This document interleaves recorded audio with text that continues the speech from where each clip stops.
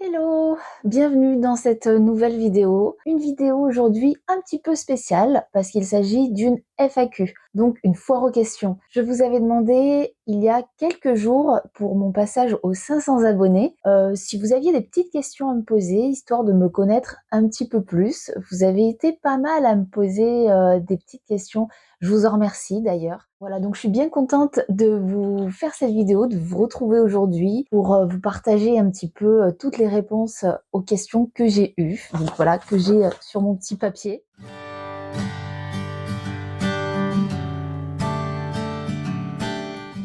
Alors, question numéro 1, la guitare de tes rêves. Ok, alors là, on attaque par une big question, voilà, une super question. Et là, j'ai pas du tout à hésiter. Dans ma tête, ça fait un moment que je sais quoi répondre à cette question. C'est une Gibson Les Paul. Elle est magnifique. Je vais vous mettre de toute manière les petits visuels à chaque fois pour illustrer un petit peu mes propos. Elle est juste sublime. Son prix, il est sublime aussi. C'est du 4 chiffres. Tourne en moyenne autour des 5-6 000 euros. Voilà pour le modèle que je souhaite. Je sais que Epiphone a fait un modèle un petit peu similaire du coup, qui est beaucoup plus accessible, mais cette Gibson Les Paul, elle me fait vibrer. Ça serait vraiment une guitare mais que je rêverais d'avoir. Je pense que pour l'acquérir, il faudrait que je vende un rein, voire deux, mais ça serait un peu compliqué du coup.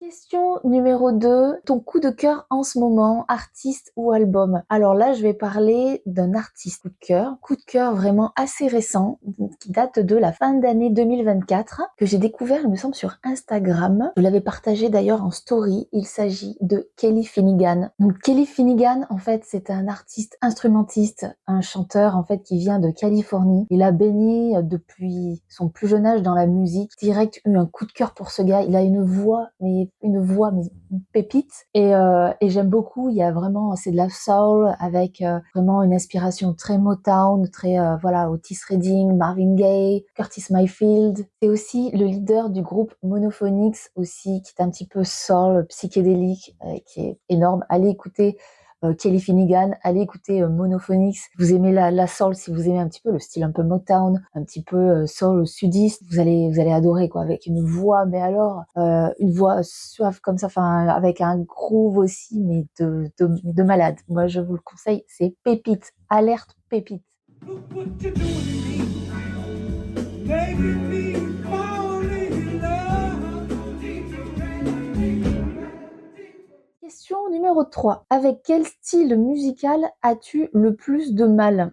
Quel titre te procure le plus et là, il manquait la fin de la question, donc la personne qui dit ça, voilà, n'hésite pas en commentaire à me dire quelle autre question c'était. Mais en tout cas, le style musical où j'ai le plus de mal. Alors, il y en a quelques-uns, je suis pas trop fan, mais vraiment, vraiment, le style musical avec lequel j'ai le plus de mal, c'est vraiment le métal. Vraiment pas tout le genre métal, parce qu'il y a vraiment plusieurs catégories. J'y connais pas grand-chose, donc n'hésitez pas aussi à me dire en commentaire un petit peu les différentes catégories de métal. Il y a heavy metal, je sais. Après, il y en a d'autres, je sais pas trop. Mais moi, je veux parler du métal où ça crie du début à la fin. Là, le scream, là, où ça crie vraiment, où ça hurle. Voilà, c'est vraiment un style en fait où je respecte totalement le travail des artistes, mais au niveau de mes oreilles, c'est juste insupportable en fait. Je ne peux pas. Mes oreilles saignent, mes oreilles ont mal et c'est juste pas possible. Voilà, désolée. Je sais qu'il y en a beaucoup qui aiment le métal, mais moi j'ai du mal. Voilà, je vais vous passer un petit extrait, voilà, pour les personnes sensibles aussi au niveau auditif. N'hésitez pas à passer un peu la vidéo parce que ça va envoyer.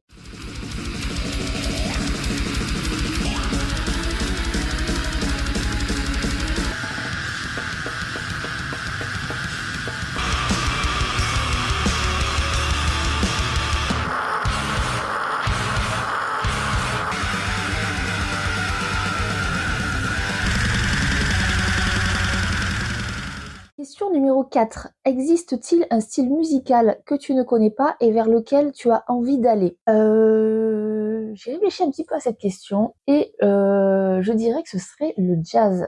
Le jazz, alors c'est pas que je ne connais pas, parce que je connais un petit peu quand même. Dans ce que j'écoute, il y a quand même pas mal aussi de sonorités de jazz aussi. Je connais Miles Davis, Louis Armstrong, John Coltrane aussi, mais je connais trop peu. Voilà, je vais connaître en fait les classiques, je connais trop peu. C'est un style que j'aime bien. Après, j'ai un peu du mal. Pour l'instant, je pense que je m'y suis pas forcément plongée parce que c'est beaucoup que des instruments. Et moi, j'ai besoin de voix dans un album. Quand j'écoute des artistes, j'ai besoin de ce côté vocal. J'aime beaucoup les instruments, mais s'il y a que des instruments en fait sur tout un album, je vais moins kiffer. Je vais moins kiffer, j'aime bien, mais voilà. Donc je vais dire le jazz. Le morceau fétiche que tu joues le plus à la guitare en ce moment. Vous avez peut-être vu passer un petit peu sur Instagram, peut-être j'avais mis un petit essai, hein, un petit début d'apprentissage de How to Save Life de The Fray, du groupe The Fray, qui est une chanson que j'ai toujours aimée, toujours voulu la jouer à la guitare aussi, et c'est celle-ci que je travaille en ce moment. Donc rien de bien foufou, hein, mais on continue l'apprentissage sur celle-ci. Je l'aime beaucoup. J'ai trouvé des accords assez faciles. Ce qui est bien à la guitare, c'est qu'il y a moyen de trouver des partitions un petit peu avec des accords un peu simplifiés, histoire de se faire plaisir, parce que le but premier quand même quand on joue à la guitare, c'est de se faire plaisir, c'est de kiffer son moment, et même si c'est pas les accords de la chanson originale, on refait un petit peu à sa sauce, et voilà. Donc ça va être How to Save Life de The Fray. Step one, you say we need to talk. You walk, you say sit down, it's just talk. You smile politely back at you. You stare politely right on through some sort of window to your right. The sea goes left and you stay right between the lines. Feeling plain, you begin to wonder why. And where did I go wrong?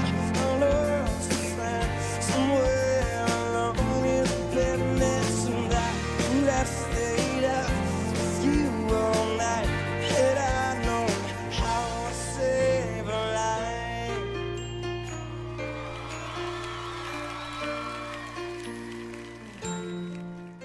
Ensuite, une chaîne YouTube préférée. Donc là, pour cette question, je ne savais pas si c'était une chaîne YouTube vinyle ou guitare. Du coup, j'ai donné 2 réponses. Voilà, pour la chaîne YouTube, alors comme vous pouvez vous en douter, il n'y en a pas qu'une. Il y en a plein que je regarde, plein que j'adore, plein que je suis avec beaucoup d'assiduité. Dès qu'il y a une vidéo qui est postée, je regarde. Mais celle que je vais mettre à l'honneur aujourd'hui, ça va être celle de Fab, la chaîne Fab Vinyl Collection. Pourquoi celle-ci? Parce que c'est dans celle-ci où je vais me reconnaître pas mal parmi son choix, en fait, son choix d'album, son choix d'artiste. Surtout quand il va parler du côté un petit peu soul, un petit peu blues rock. Et je sais qu'il aime beaucoup, et moi c'est ce que j'aime vraiment beaucoup. Donc Fab pour ça, Fab aussi pour sa personnalité. En fait, j'avoue, il me fait extrêmement rire en fait sur ses vidéos. C'est quelqu'un que j'aime beaucoup, qui est très naturel, qui est très cash, qui peut être cru parfois en fait, mais moi j'adore parce que du coup, il ne joue pas un personnage, il se cache derrière rien du tout, il est naturel, il est juste lui-même. Voilà, ses vidéos, elles sont vraiment très naturelles, hein. Je pense qu'il n'y a pas grand-chose justement de préparé, voilà, il a pas un setup de folie non plus, et j'adore les setups de folie, mais j'aime aussi beaucoup ce côté vraiment très naturel de ses vidéos, et voilà, donc la chaîne de Fab. Ensuite, en ce qui concerne une chaîne que je pourrais vous conseiller en mode guitare. Donc là aussi, il y en a plein. Voilà, j'aurai l'occasion d'en reparler dans d'autres vidéos aussi, des chaînes que je peux vous conseiller. Mais aujourd'hui, j'ai envie de mettre en avant une chaîne. Donc c'est la Minute Utile du musicien. Cette chaîne, en fait, c'est juste une pépite, en fait. Déjà, le gars, il a une voix mais tellement douce, tellement apaisante. En fait, c'est un peu style ASMR, et j'aime beaucoup. Ensuite, ça va pas être qu'une chaîne tuto. C'est ça qui est cool. Il va aborder vraiment plusieurs sujets avec une approche voilà, très pédagogique, il est très patient, et j'aime beaucoup sa chaîne. Je vous conseille vraiment de la découvrir. Voilà, pour tous les musiciens qui me suivent, pour toutes les personnes qui veulent se mettre aussi à la guitare, vraiment c'est une chaîne pépite. Alors, quelle est selon toi et tes souvenirs la meilleure année en matière de musique? Alors, question pas facile, hein, parce que pour moi il y a énormément d'années en fait qui sont vraiment très très riches en musique, en pépites musicales. Donc c'était pas évident. J'avoue, j'ai dû faire quelques recherches parce que de prime abord, je savais pas quoi répondre en fait comme année. Mon choix s'est porté sur l'année 1991. Pourquoi? Parce que bah, déjà c'est une année où en 1991 j'avais 7 ans. Donc à 7 ans, c'est vraiment là pour moi où je pense où on commence à avoir des souvenirs et où vraiment ces souvenirs-là restent aussi dans la mémoire. Donc je me rappelle, enfin il y a énormément de choses qui sont sorties cette année. On va avoir l'album Nevermind de Nirvana, on va aussi avoir l'album Blood Sugar Sex Magik des Red Hot. C'est magnifique aussi. On va avoir la chanson aussi Using My Religion de R.E.M. On va également avoir l'album Dangerous de Michael Jackson. On va avoir aussi un album avec vraiment une chanson aussi que j'aime beaucoup, Stars de Simply Red. On va avoir aussi le titre Wind of Change des Scorpions aussi. Enfin, il va y avoir... et encore là, la liste est longue, hein, j'ai pas fini. Hein, donc 91, c'était vraiment une année très riche en musique, très riche vraiment avec des bons albums, des bons titres qui sont sortis. Alors, l'album qui te fait rêver, et as-tu un artiste favori dont tu aimerais avoir toute la discographie? En gros, tu es fan de qui? Là aussi, les gars, vous m'aidez pas en fait avec vos questions parce que du coup, il y en a plein qui me viennent en tête. Donc du coup, il faut faire un choix. Et mon choix, c'est Michael Jackson, en fait. Mon choix, c'est Michael Jackson parce que c'est un des artistes où vraiment j'ai envie d'avoir toute sa discographie. C'est un artiste que j'aime beaucoup. Michael Jackson, pour moi, c'est vraiment une légende indétrônable, mais vraiment. Donc, et l'album que j'aimerais vraiment beaucoup avoir par-dessus tout, en plus de tout le reste, c'est History. History, mais qui regroupe des titres. C'est simple en fait, il n'y a rien à jeter dans cet album, mais vraiment. Ensuite, de quel vinyle tu ne pourras jamais te séparer? Là aussi, c'est un peu dur. Moi, personnellement, j'achète des vinyles, c'est déjà pas dans le but, en fait, de les revendre ou de me dire, ouais, un jour, je vais m'en séparer. Non. Donc, en fait, il y en a beaucoup. Mais du coup, bah, il faut faire un choix parce que je voulais répondre à la question. Donc, je me suis dit, si jamais il ne devait en rester qu'un, je choisirais The Miss Education of Lauryn Hill. J'adore cet album. Là aussi, rien à jeter, une pépite. Voilà. J'ai choisi celui-là parce que ça a aussi beaucoup un côté nostalgique. Il est sorti vraiment à une époque où j'étais ado, donc j'ai beaucoup de souvenirs sur cet album. Je vais vous le montrer d'ailleurs. Tac. Voilà. Il est magnifique. J'adore l'artiste, mais un petit peu moins en concert. Voilà. Concert, elle est un peu problématique, la Lauryn, hein, mais un chouette album. Je sais pas si vous l'avez, dites-moi, hein, n'hésitez pas à me dire si vous l'avez aussi, sinon, essayez de l'écouter parce que c'est vraiment une pépite. Le prix que tu ne dépasseras pas pour l'achat d'un vinyle. Alors, tout dépend. On va dire que là, j'ai pas énormément de budget, par exemple. Donc, en général, 30-40 euros, j'essaie de ne pas dépasser. Voilà. Et j'essaye de maximiser les achats d'occasion, voilà, qui vont être déjà bien en dessous, hein, qui vont être plus entre 10-20 euros. Voilà. Mais sinon, 30-40. Après, s'il s'agit vraiment d'un coup de cœur ou vraiment d'un album absolument que j'ai, je vais dire 60-80 euros. Après, je parle d'un album aussi simple, parce qu'après, s'il y a 3-4 vinyles à l'intérieur, forcément, ça peut grimper un petit peu plus. Mais on va dire une moyenne de 180 euros. Après, honnêtement, on n'est jamais à l'abri d'un coup de cœur et d'un gros lâchage, en fait.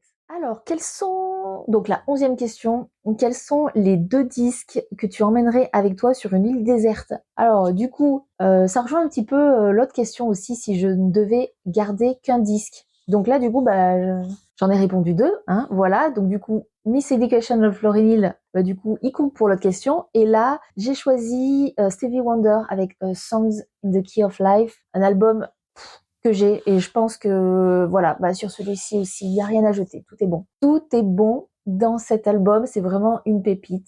Voilà, j'en ai pas encore parlé, j'avais parlé d'une autre compilation de Stevie Wonder, mais celui-ci, j'en avais un petit peu vite fait parler dans cette vidéo. N'hésitez pas à aller regarder un petit peu si vous ne l'avez pas vu. Mais voilà, celui-ci, un double vinyle, voilà, il est magnifique, il est intemporel. Celui-ci, on le passe très souvent à la maison. À l'apéro, il passe hyper bien. Et voilà, c'est un album vraiment que j'emporterai avec moi sur une île déserte. Le deuxième, du coup, j'ai choisi l'album de The Fray. C'était très très dur parce que j'en possède 2 et j'aime vraiment les 2. Mais on va dire que dans celui-ci, il y a Enough for Now. C'est une chanson que j'adore. C'est une de mes chansons préférées du groupe, donc du coup, je me suis dirigée vers cet album. Voilà, si je devais en garder qu'un sur une île déserte, voilà, il y aurait celui-ci aussi. Et voilà, puis du coup, je me dis, ça fait un petit mélange, un petit peu de la soul, un petit peu du rock ici, donc ça serait cool sur une île déserte d'avoir ces sons-là. Ensuite, on va passer à la 12e question. Tu as combien de vinyles dans ta collection? Donc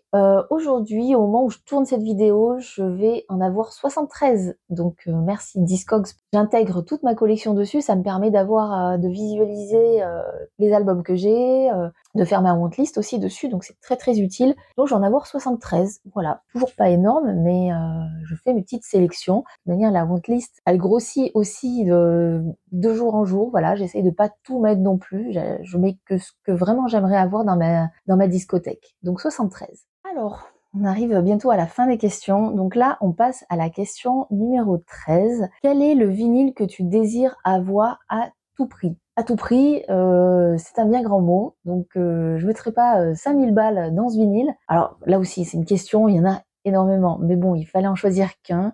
Donc du coup, ce sera Live from Mars de Ben Harper. Cet album, il est exceptionnel. Moi, Ben Harper, c'est un artiste que je suis depuis des années. J'ai eu l'occasion de le voir en concert. Il est magique, ce gars. Il est magique. Il est apaisant. Il est très sympa. J'aime beaucoup. J'aime beaucoup. J'écoute très régulièrement du Ben Harper. Et cet album-là, Live from Mars, c'est vraiment un album que j'ai envie d'avoir et je sais que je l'aurai. Il est assez cher, voilà. Quand on le voit, il est quand même pas donné. Mais ensuite, question 14. Quel est le morceau que tu maîtrises à la guitare? Combien de temps pour le maîtriser? Alors, maîtriser, c'est un bien grand mot, bien évidemment. Je pense que pour moi, je ne les maîtrise pas. J'en connais pas mal, de par la formation que je suis, de par aussi, parce que j'ai un petit groupe d'amis avec qui je joue régulièrement dans ma région. Donc du coup, on a des petites playlists comme ça qu'on se fait. Voilà, ça va être dans leur forme basique en fait, hein, sans enrichissement, avec des rythmes assez simples, voilà, qui sont de mon niveau. On va dire qu'il y a Mad World, initialement de Tears for Fears, et puis reprise par Gary Jules. Voilà, une version que j'aime beaucoup, que je préfère même peut-être que celle de Tears for Fears. Et il y a aussi Stand By Me de Ben King. Voilà, une chanson, toutes les deux de toute manière, elles comprennent vraiment des accords de base très simples à exécuter. Le rythme n'est pas rapide, voilà, surtout sur Mad World, c'est hyper lent. Voilà, donc pour les débutants, c'est parfait. Les enchaînements, c'est en général des boucles, donc toujours un peu les mêmes accords qui tournent. Voilà. Et on est sur à chaque fois 3-4 accords. Donc du coup, rien de bien foufou en termes de grille d'accords. Donc ça va être ces deux chansons, on va dire, que je maîtrise le plus à la guitare. En termes de temps pour les maîtriser, là aussi c'est un petit peu compliqué parce que je les ai bossés vraiment sur plusieurs mois. Mais après, c'est tout dépend. Si on s'y met à fond vraiment sur une de ces chansons, pour moi, voilà, en peu de temps, en quelques jours, voire quelques semaines, on peut maîtriser sans souci. Et ensuite, dernière question. Question numéro 15. Combien d'heures d'écoute hebdomadaire? Donc là aussi, je savais pas s'il s'agissait de musique en général ou que de vinyle. Pour ce qui est du vinyle, je vais écouter, on va dire, entre 1 heure et 3 heures. En général, le soir, parce que du coup, la platine est dans mon salon. Et moi, je travaille dans mon bureau qui n'est pas à côté de mon salon. Donc du coup, quand je travaille, c'est du streaming. C'est Spotify à fond. Donc là, on va être sur du matin au soir. On va être sur une moyenne de 8 à 10 heures par jour. Et de manière, c'est la première chose que je fais quand je me lève le matin, tout simplement. Donc c'est une des dernières choses que je fais aussi, plus le soir. Après, je coupe. Après, là, ça va être du vinyle, par exemple, un peu plus. Mais on va être sur une moyenne, on va dire, de 50, 60, 70, 80 heures par semaine, on va dire, hein, à peu près. Donc, écoutez, ma foi, ce qui est pas mal. Voilà, j'espère que cette vidéo FAQ vous aura plu, j'espère avoir bien répondu à vos questions. N'hésitez pas, si vous voulez, en commentaire à continuer du coup sur les questions auxquelles j'ai répondu, si vous voulez avoir des petits détails ou si vous voulez réagir à certains albums que j'ai cités, aux styles musicaux aussi que j'ai cités, donc le jazz, le métal et voilà. N'hésitez pas aussi pour les musiciens aussi à me dire pour vous, quelle est la guitare de vos rêves? Voilà, je vous attends dans les commentaires. Je lis tout le monde, je réponds à tout le monde aussi. Voilà, en attendant la prochaine vidéo, je vous souhaite de passer une très belle journée, de prendre soin de vous, de continuer à écouter du vinyle, de continuer aussi votre apprentissage à la guitare, à jouer si vous n'êtes plus en apprentissage, à prendre votre guitare, à jouer quelques riffs et surtout à prendre plaisir, que ce soit à la guitare ou avec les vinyles dans la musique. À bientôt, bisous!